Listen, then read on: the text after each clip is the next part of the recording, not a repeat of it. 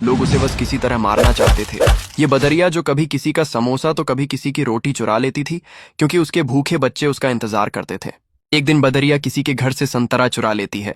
तभी ये आदमी बदरिया को पकड़कर उबलते हुए तेल में डाल देता है। बदरिया बेचारी तड़पते हुए भागती है।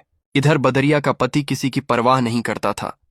बदरिया जो चुरा कर लाती वो खा लेता और बस दिन भर सिगरेट पीता रहता था। लेकिन आज बदरिया कुछ चुरा नहीं पाई, तो बदरिया का पति उसको बुरी तरह मारता है और फिर खौलता हुआ गर्म पानी डाल देता है। बदरिया बेचारी बिलबिला जाती है। इधर बच्चे ये सब देखकर बहुत रो रहे थे, तो बदरिया बच्चों को अपनी छाती से लगाकर सुला देती है और फिर वह रात भर रोती है, क्योंकि उसके बच्चे आज भूखे सो गए। और सुबह होते ही बदरिया फिर खाना लेने जाती है।